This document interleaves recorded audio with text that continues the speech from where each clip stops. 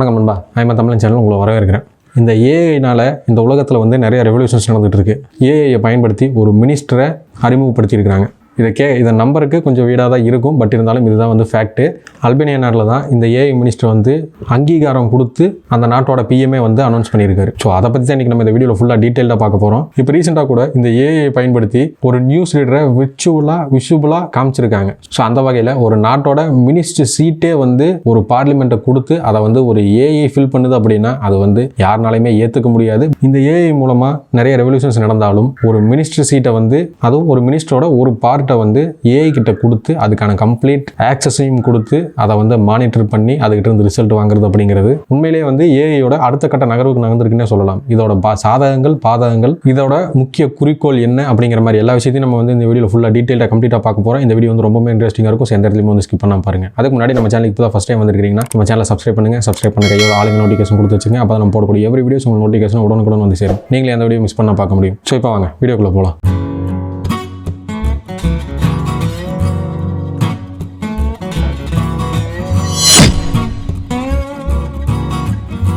Albania நாட்டில் தான் வந்து இந்த ரெவல்யூஷனே நடந்திருக்கு. அதாவது ஏஐன்னா உங்களுக்கு தெரியும், ஆர்டிஃபிஷியல் இன்டெலிஜென்ஸ் மூலமாக இப்போ கரண்ட்டில் இந்த உலகத்தில் என்ன வேணாலும் பண்ண முடியும் அப்படிங்கிற ஒரு நிலை தான் இருக்குது. நம்ம யூஸ் பண்ணிகிட்டு இருக்கக்கூடிய மொபைலில் இருந்து எல்லா விதமான செக்யூரிட்டிஸை மெயின்டைன் பண்ணுற அளவுக்கு இந்த ஏஐயோட வளர்ச்சி அடுத்த கட்டத்துக்கு போயிருக்கு. இந்த ஏஐ இல்லாமல் இப்போ எதுவுமே பண்ண முடியாது அப்படிங்கிற மாதிரியான ஒரு நிலைப்பாட்டுக்குமே வந்து மக்கள் வந்துட்டாங்க. இன்னும் குறிப்பாக சொல்லணும்னா இந்த ஏஐயை பயன்படுத்தி ஒரு கோடை உருவாக்க முடியும். அதே மாதிரி ஜென்ரலாக அவங்கக்கிட்ட நம்ம வந்து பேச முடியும். அதை விட ரொம்ப முக்கியமாக நம்ம கேட்கக்கூடிய கேள்விகளுக்கு வித்தின் அ செகண்டில் அதனால் வந்து ரெஸ்பான்ஸ் பண்ணி பதில்களை கொண்டு வந்து சேர்த்த முடியும். ஸோ இப்படி இருக்கக்கூடிய இந்த ஆர்டிஃபிஷியல் இன்டெலிஜென்ஸ் வந்து சுயமாக சிந்திச்சா என்ன நடக்கும், அந்த மாதிரி விஷயங்களையும் நம்ம வந்து யோசிக்கணும். பட் இருந்தாலும் இந்த அல்பேனியா நாட்டில் வந்து என்ன பண்ணியிருக்கிறாங்க அப்படிங்கிற விஷயத்தை வந்து நம்ம இப்போ ஃபுல்லாக பார்ப்போம். அல்பேனியா நாட்டில் வந்து இந்த டெண்டர் சம்பந்தமான விஷயங்களில் நிறையாவே வந்து கரப்ஷன் நடக்குது அப்படிங்கிற மாதிரியான எதிர்ப்புகளும் குற்றச்சாட்டுகளும் அதிக அளவில் இருந்ததுனால அந்த நாட்டோட கவர்மெண்ட் என்ன பண்ணுறாங்கன்னா இது ரெகுலராக மானிட்டர் பண்ணி தவறுகள் நடக்காமல் தடுக்கிறதுக்காக ஒரு ஏஐ நம்ம நியமிச்சா என்ன அப்படிங்கிற மாதிரி அவங்களுக்கு ஒரு ஐடியா வந்து அதனோட விளைவா இப்போ அதோட ஏஐ உருவத்தை வந்து அவங்க அனௌன்ஸ் பண்ணியிருக்கிறாங்க. அதுவும் அல்பேனியாவோட பிரைம் மினிஸ்டர். அல்பேனியா நாட்டோட பிரைம் மினிஸ்டரான எடி ராமா என்ன பண்றாருன்னா ஒரு பிரஸ் மீட் வைக்கிறாரு. அந்த பிரஸ் மீட்ல அவர் அனௌன்ஸ் பண்ணது என்னன்னா, நாங்க இந்த மாதிரி டெண்டர்ல பப்ளிக் டெண்டர் சம்பந்தமான நிறைய கம்ப்ளைண்ட்ஸையும் நிறைய கரப்ஷன்ஸையும் நாங்க வந்து மானிட்டர் பண்ணிட்டு இருக்கோம். பட் இருந்தாலும் அதை வந்து கம்ப்ளீட்டா மானிட்டர் பண்றதுக்கு நிறைய மேன் பவர் தேவை அப்படிங்கறனால அதுக்கு நாங்க ஒரு ஆர்டிஃபிஷியல் இன்டெலிஜென்ஸ் வந்து அனௌன்ஸ் பண்ணியிருக்கிறோம். இந்த ஏஐயோட நேம் டில்லா. இந்த ஏஐயோட ஒர்க் என்னன்னு கேட்டீங்கன்னா, அல்பேனியா நாட்டில் நடக்கக்கூடிய எல்லா பப்ளிக் டெண்டர்ஸ்லையும் நடக்கக்கூடிய கரப்ஷன்ஸையும் அதில் ஏற்படக்கூடிய தவறுகளையும் கம்ப்ளீட்டாக மானிட்டர் பண்ணி அதோட ரிப்போர்ட்ஸை வந்து கவர்மெண்ட்டுக்கு சப்மிட் பண்ணுறது தான். இந்த ஏஐக்கு வந்து நாங்கள் அமைச்சரவையிலையும் ஒரு இடம் கொடுத்துருக்குறோம் அப்படிங்கிறத வந்து பப்ளிக்காக அனௌன்ஸ் பண்ணியிருக்கிறாரு. ஸோ இதோட முக்கியமான பர்பஸ் வந்து கரப்ஷனை மானிட்டர் பண்ணுறது தான். அதுலேயும் வந்து பர்பஸாக பப்ளிக் டெண்டர்ஸில் மட்டும். அது மட்டும் இல்லாமல் இது சம்பந்தமான எல்லா டாக்குமெண்ட்ஸுக்கும் கவர்மெண்ட் டாக்குமெண்ட்ஸுக்கு இந்த ஏஐக்கு வந்து ஆக்சஸ் இருக்குது. எல்லாத்தையுமே வந்து விர்ச்சுவலாக ரீட் பண்ணி அதோட கம்ப்ளைண்ட்ஸையும் அதோட ரிசல்ட்டையும் அந்த கம்ப்ளைண்ட்டுக்கு எந்த மாதிரி வந்து ஆக்ஷன் எடுக்கணும் அப்படிங்கிற வரைக்குமே வந்து அதனால பதில் சொல்ல முடியும். ஸோ இந்த இமேஜில் பார்த்துட்டு இருப்பீங்க, இதுதான் அந்த ஏஐயோட உருவம். டில்லா அப்படின்னா சூரியன் அப்படின்னு அல்பேனியாவில் அர்த்தம்னு சொல்கிறாங்க. அதோட இந்த ஏஐக்கு வந்து ஆக்சஸ் வந்து அதிக அளவுலேயே கொடுக்கப்பட்டிருக்கு. கொஞ்சம் இமேஜின் பண்ணி பாருங்க, கவர்மெண்ட் சம்மந்தப்பட்ட எல்லா டேட்டாஸ்லையுமே வந்து ஒரு ஏஐ ஆக்சஸ் பண்ணி அதோட ரிசல்ட்டையும் அதோட டீட்டெயில்ஸையும் கேதர் பண்ண முடியும் அப்படிங்கிற பட்சத்துக்கு அதோட விளைவு எந்த அளவுக்கு இருக்கும். ஃபார் எக்ஸாம்பிளுக்கு சொல்லணும்னா, ஒரு ஜியோ வந்து ரீட் பண்ணுதுன்னு வச்சுக்கோங்களேன். அந்த ஜியோவில் இருக்கக்கூடிய பாசிட்டிவ் அண்ட் நெகட்டிவை ரீட் பண்ணி பிரித்து சொன்னால் பரவாயில்ல. பட் அந்த ஜியோவில் இருக்கக்கூடிய ப்ராப்ளம்ஸை ஃபைண்ட் அவுட் பண்ணி அதை வந்து சுட்டி காட்டி இதை மாற்றுங்க அப்படின்னு சொன்னால் அது எப்படி இருக்கும்? ஒரு வகையில் இது நல்லதாக இருந்தாலும் ஒரு வகையில் இது ரொம்ப மோசமே தான். ஏன்னா இந்த ஏஐ வந்து தவறானவங்க கைக்கு போச்சுன்னா கவர்மெண்ட் சம்மந்தப்பட்ட எல்லா டேட்டாஸையும் எடுக்க முடியும். ரொம்பவுமே சீக்ரெட்டாக இருக்கக்கூடிய ராணுவ ரகசியங்களில் இருந்து நிறைய விஷயங்களை வந்து லீக் பண்ண முடியும். அதாவது ஹேக் பண்ணிட்டாங்கன்னா ஒன்றுமே பண்ண முடியாது. இதுவே மனிதர்களாக இருந்தால் சேஃப்டினே சொல்லலாம்.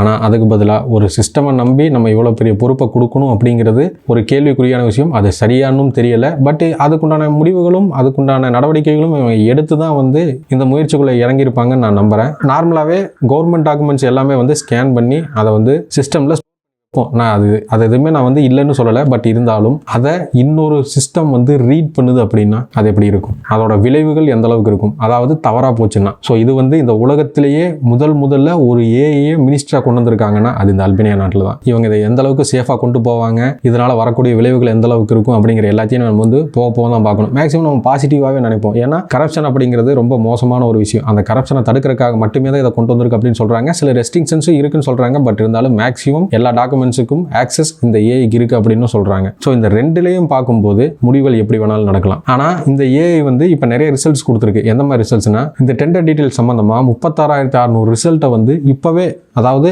இந்த ஏஐ வந்து அறிமுகப்படுத்துறதுக்கு முன்னாடியே இது சம்பந்தமான டீட்டெயில்ஸை 36,600 டாக்குமெண்ட் டீட்டெயில்ஸை வந்து சப்மிட் பண்ணியிருக்கான். ஸோ அது எல்லாத்தையுமே இவங்க வந்து வெரிஃபை பண்ணியிருப்பாங்க. வெரிஃபை பண்ணதுக்கு அப்புறமா தான் இதை வந்து நம்ம ஒரு மினிஸ்டராக நம்ம வந்து அங்கீகாரம் கொடுத்து இதை பயன்படுத்தலாம் அப்படிங்கிற ஒரு முடிவுக்கு வந்திருப்பாங்க. ஸோ அதனால் இது வந்து நல்ல முடிவாகவும் இருக்கும், நல்ல முடிவாக தான் இருக்கும்னு நான் நம்புகிறேன். பட் இது வந்து 99% ஓகே அப்படின்னாலும் அந்த 1% வந்து எப்பவுமே எல்லாருக்குமே ஒரு கேள்விக்குறியாகவே தான் இருக்கும். ஒரு ஆர்டிஃபிஷியல் இன்டெலிஜென்ஸை வந்து நம்பி அதுக்கு நிறைய ஆக்சஸை கொடுக்கறது கொஞ்சம் சிக்கலான விஷயமா தோணுனாலும் நல்லதுன்னு நம்ம நம்புவோம். அது மட்டும் இல்லாமல் இன்னொரு முக்கியமான விஷயத்தையும் இந்த அல்பேனியாவோட பிரைம் மினிஸ்டர் சொல்லியிருக்காரு. அது என்னன்னா, இப்போ இருக்கக்கூடிய இந்த டில்லா ஏஐ பயன்படுத்தி நாங்கள் வந்து டெண்டர் சம்பந்தமான கரப்ஷன்ஸை மட்டும்தான் மானிட்டர் பண்ண போகிறோம். பட் ஃபியூச்சரில் நாங்கள் என்ன பண்ண போகிறோம்னா, அல்பேனியா நாட்டில் இருக்கக்கூடிய தடை செய்யப்பட்ட பகுதிகளில் நிறைய தவறுகள் நடக்குது. For example drug supply, black monies, arms, இந்த மாதிரி நிறைய விஷயங்கள் வந்து இல்லீகலாக நடந்துகிட்டு இருக்கு. ஸோ இது எல்லாத்தையுமே வந்து மானிட்டர் பண்ணுறதுக்கு நாங்கள் ஃபியூச்சரில் இதுக்கான ஒரு ஏஐ சொல்யூஷனையும் நாங்கள் கொண்டு வருவோம் அப்படிங்கிற மாதிரியும் அல்பேனியா நாட்டோட பிரைம் மினிஸ்டரான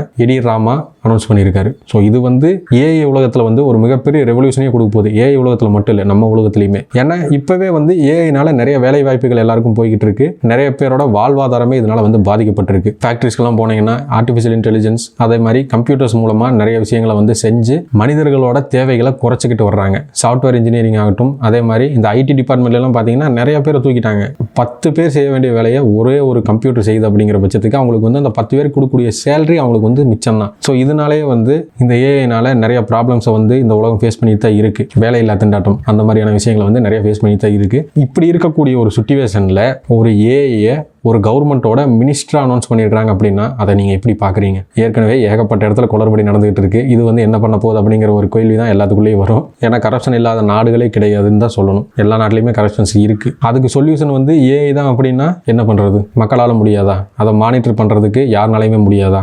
ஒரு டீமே இருக்குது. ஒரு மினிஸ்ட்ரி கீழே ஒரு மிகப்பெரிய டிபார்ட்மெண்ட்டே இருக்குது. கிட்டத்தட்ட ஒரு 1 லட்சத்துலேருந்து 10 லட்சம் பேர் ஒரு மினிஸ்ட்ரி கீழே ஒர்க் பண்ணுவாங்க. ஸோ அப்படி இருக்கும்போதே வந்து அந்த இடத்துல வந்து இந்த தவறுகள் நடக்குது. அதை மானிட்டர் பண்ண முடியல அப்படின்னா இதை நம்ம எப்படி சொல்றது? இதுக்காக நம்ம வந்து ஒரு ஏஐ, ஒரு கம்ப்யூட்டர் தான் நம்பி கொடுக்கணுமா? ஏன் மனிதர்களை வந்து அந்த தவறை செஞ்சவங்கள மாற்ற முடியாதா? நிறைய இளைஞர்கள் இருக்காங்க, நிறைய திறமையான ஆட்கள் இருக்காங்க, அவங்க கிட்ட கொடுக்கலாம். நிறைய எக்ஸ்பீரியன்ஸான ஆளுகள் இருப்பாங்க, அவங்க கிட்ட கொடுக்கலாம். அதை விட்டுட்டு ஏஐ கிட்ட கொடுக்கறதுங்கிறது எந்த வகையில் நியாயம்? ஸோ இந்த மாதிரி பல கேள்விகளுக்கு இது இடம் கொடுத்திருந்தாலும் இதோட முடிவும் இதோட விளைவும் எந்த அளவுக்கு இருக்கு அப்படிங்கிறத நம்ம பொறுத்திருந்து தான் பார்க்கணும். இப்போ ரீசெண்டாக கூட இந்த ஏஐ பயன்படுத்தி ஒரு நியூஸ் ரீடரை விஷுவலா காமிச்சிருக்காங்க. ஸோ அந்த வகையில் ஒரு நாட்டோட மினிஸ்டர் சீட்டே வந்து ஒரு பார்லிமெண்ட்டை கொடுத்து அதை வந்து ஒரு ஏஐ ஃபில் பண்ணுது அப்படின்னா அது வந்து யாருனாலையுமே ஏற்றுக்க முடியாது. பட் இருந்தாலும் இதோட முடிவு எந்த அளவுக்கு இருக்கு, இதோட பயன்பாடுகள், இதோட பயன், இதோட வேலைகள் எந்த அளவுக்கு ரொம்ப துல்லியமாக இருக்கு அப்படிங்கிறத நம்ம பொறுத்திருந்து தான் பார்க்கணும். இது வந்து உண்மையிலேயே வந்து ஒரு ஏஐல ஒரு மிகப்பெரிய ஒரு ரிவல்யூஷனாக தான் இருக்க போகுது. ஸோ இந்த விஷயத்தை பற்றி நீங்கள் என்ன நினைக்கிறீங்க?